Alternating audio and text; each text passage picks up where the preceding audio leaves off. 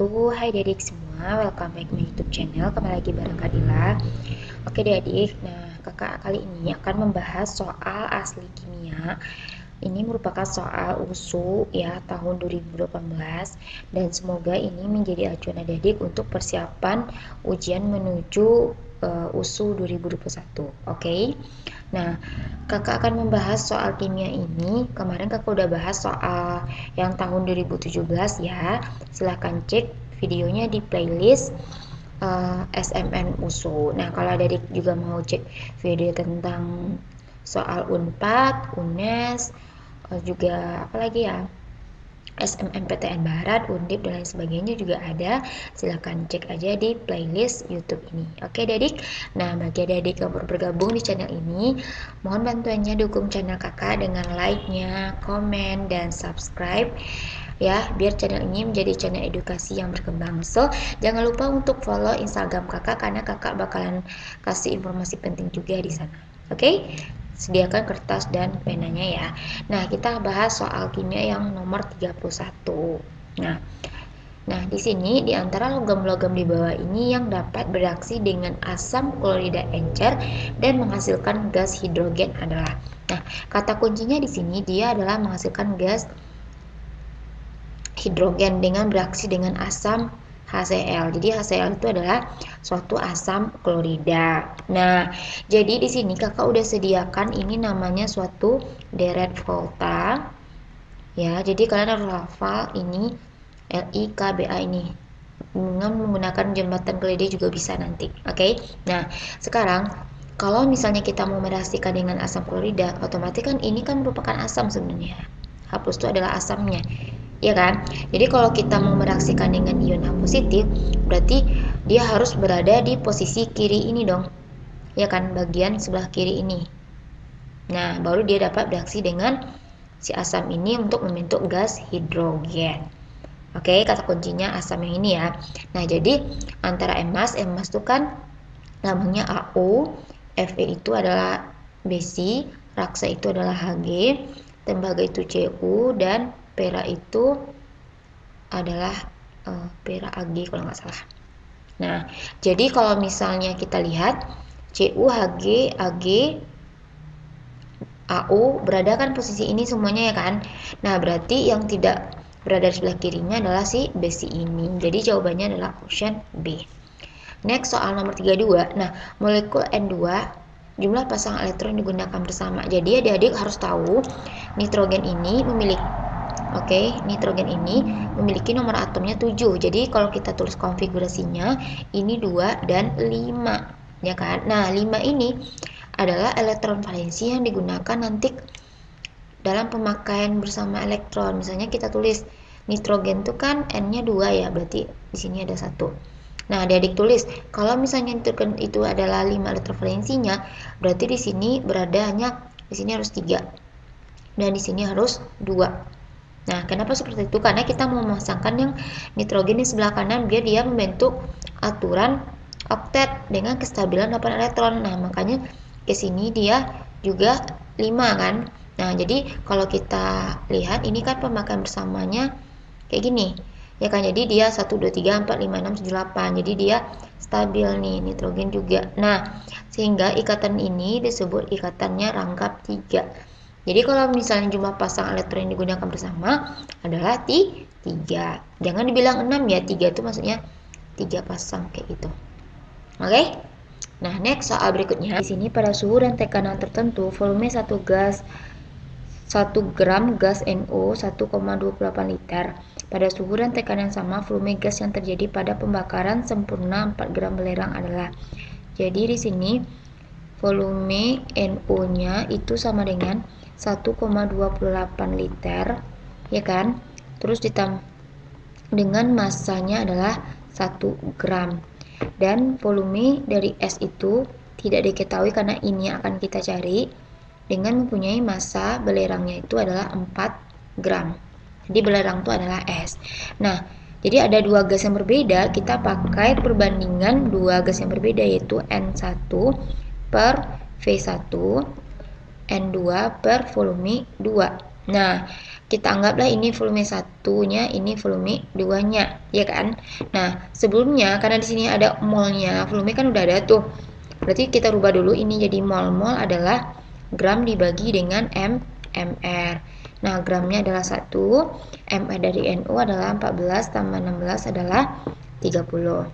Dan untuk mol dari CS adalah gram dibagi AS. Nah, gramnya adalah 4, AS ARA. Ini AR ya. AR dari S, atom relatif. Kenapa ini AR? Kenapa nggak MR? Karena AR itu adalah atom. Jadi S itu dia satu atom, sedangkan MR itulah gabungan dari atom-atomnya. Ada atom N sama O, makanya dia MR. Nah, si S itu dia nomor atomnya 32. Nah, berarti N1-nya ini udah dapat ya. Berarti ini 1/30 dibagi dengan volumenya 1,28, ya kan? Terus N2-nya 4/32 dibagi dengan F2-nya. Dah. Kira-kira adik-adik bisa ya? Oke, berarti V2 itu sama dengan adalah, kita kalikan dulu ya. Misalnya 4 dibagi dengan 32. Oke, 4 dibagi dengan 32 ini bisa dicoret.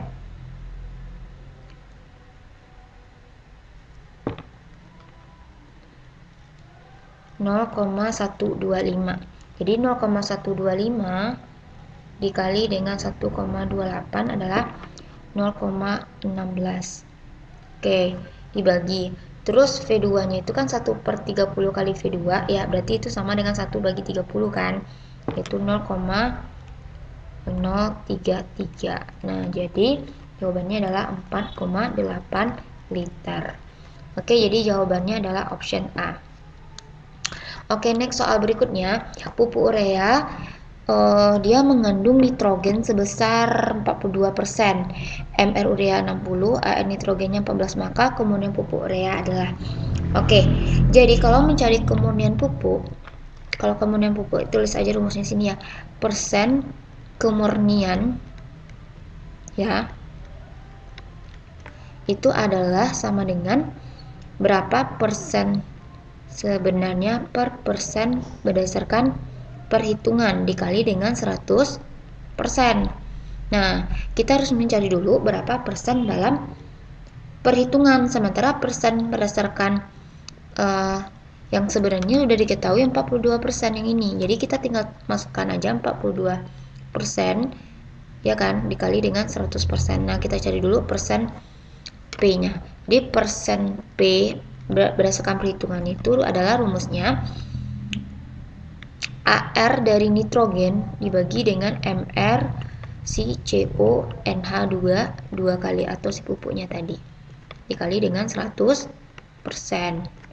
Ini kita bagi aja ya. Oke, AR nitrogen di sini yang terlibat kan ada 2 ya di sininya. Berarti ini harus dikali 2. Jadi AR nitrogen itu kan 14. 14 dikali 2 dibagi 60 yang ini. Oke, dikali dengan 100%.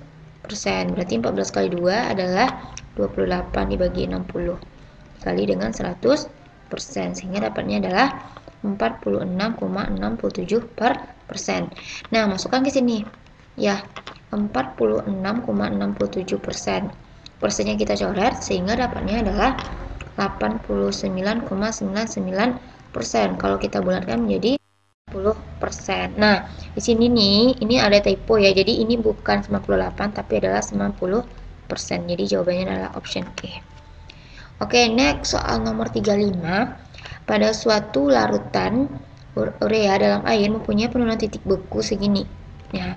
Penurunan titik beku itu lambangnya adalah delta TF, yaitu 0,372 derajat Celcius. Nah, KB-nya air, berarti ada KB. KB itu adalah 1,86 dan KD air. KD air itu maksudnya di sini adalah KF ya, bisa diganti juga dengan KF. KF adalah, kalau KD kan dia titik apa ya? KF-nya 0,52. Sehingga kenaikan titik didih berarti delta TB-nya adalah. Nah, jadi di sini ada delta TB dan delta TF. Jadi ada persamaan nanti kita masukkan. Ya, jadi rumusnya adalah delta TF sama dengan KB dikali dengan molalitas per delta TB sama dengan KB bukan KB di sini ya. Ini KF, ini KB per molalitas. Nah, M-nya kan nggak kita tahu ya, berarti boleh kita coret. Kita masukkan aja delta TF-nya 0,372 per delta TB yang akan kita cari. Ya kan? Nah, delta TB yang akan kita cari. Kalau misalnya KF-nya di sini adalah 0,52 dibagi dengan KB-nya 1,86. Berarti delta TB sama dengan ya 1,86 dikali 0,372 dibagi dengan 0,52, sehingga delta TB-nya sama dengan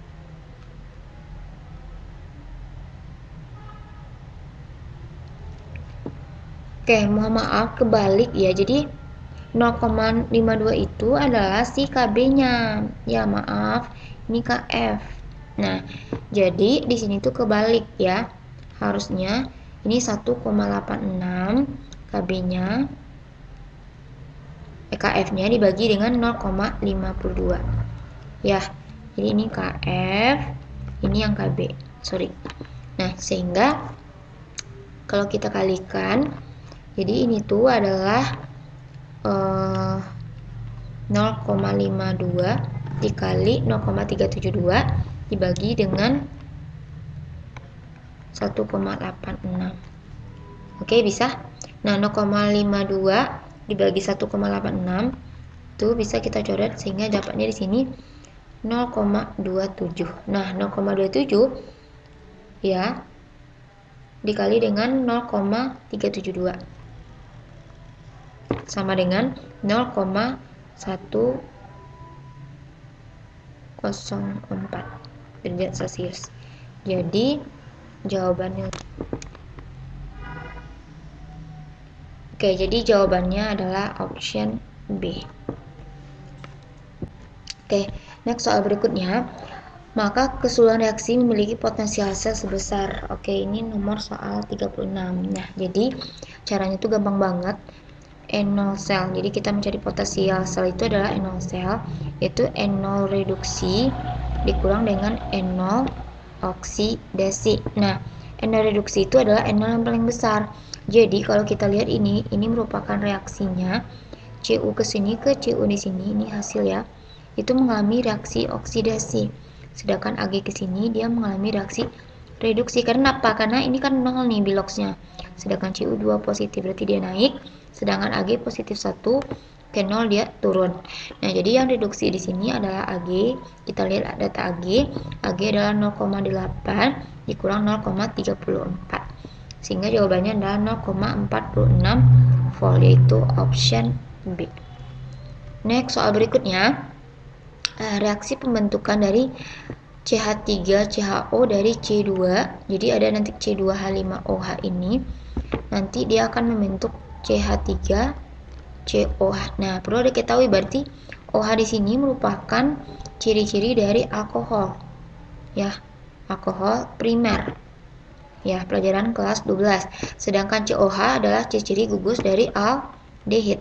Jadi pembentukan aldehid itu dari alkohol primer melewati proses oksidasi. Jadi ini nggak mungkin, ini nggak mungkin, ini nggak mungkin. Nah, redox. Jadi jawabannya adalah redox. Redox itu adalah reaksi reduksi dan oksidasi. Tapi kan yang dimaksud di sini cuma yang oksidasi aja. Jadi ini juga dikategorikan sudah benar. Next soal nomor 38. Nah, di sini kalau pembakaran gas ini adalah, jadi di sini ada delta H ya, sebesar 320 kJ per mol. Nah, di dalam proses digunakan 160 gram kalsium karbida. Jadi di sini tuh 160 gram dari kalsium karbida ini, ya kan, dengan asumsi bahwa 60% berat CaC2-nya bereaksi. Jadi cuma 60% yang bereaksi. Maka pembakaran asetilena yang terbentuk adalah, jadi asetilena dimaksud di sini adalah C2H2. berapa kalornya. Oke, jadi sekarang kita mencari dulu. Sebenarnya rumusnya itu mencari kalor itu kan dari delta H sama dengan min Q per mol. Karena kita mencari Q itu adalah kalor, berarti delta H dikali dengan mol. Delta H-nya udah dapat 320 kJ per mol. Sekarang kita butuh cari berapa nilai molnya. Nah, untuk mendapatkan mol berarti kita cari massa dulu. Berapa massa dari CaC2 yang bereaksi? Bx itu bereaksi ya. Berarti kan di sini kan 60%, 60 per 100 dikali dari massanya 160 tadi. Nah, ya kan? Berarti ini dapatnya adalah 96 gram. Coret aja 0, coret. 16 kali 6 kan 96. Nah, dapatlah massanya. Nah, untuk mendapatkan mol dari C2H2 itu berarti mol itu adalah gram dibagi dengan mR. Nah, ini kan reaksinya sudah setara ya, berarti koefisien di sini 1, koefisien di sini juga 1. Nah, berarti mol yang di sini bakalan sama dengan, berarti mol dari CaC2 bakalan sama dengan mol C2H2. Nah, ingat ini merupakan hipotesis dari Avogadro. Nah, sama dia ya. Kalau misalnya di sini 2 gimana? Berarti kali 2 juga dari yang ini. Nah, berarti gramnya adalah 96 bagi mR dari C2H2 yang ini. Kalau C-nya 2 berarti kan 2 kali 12, 24 tambah 40 berarti 64 ya. 24 tambah 40 64. Nah, sehingga dapatlah 1,5. Dapat masukkan ke sini 1,5-nya molnya ya. Sehingga 1,5 kali 320 itu adalah 480. Kan ini satunya mol tadi ya. Jadi kita coret aja molnya, dapatlah kilojoule. Bukan kilojoule ya satunya tadi. Oh, 320 kilokal ya, kilokalori ya. Oke, kilokalori. Nggak masalah, tetap sama ya. Jawabannya option D.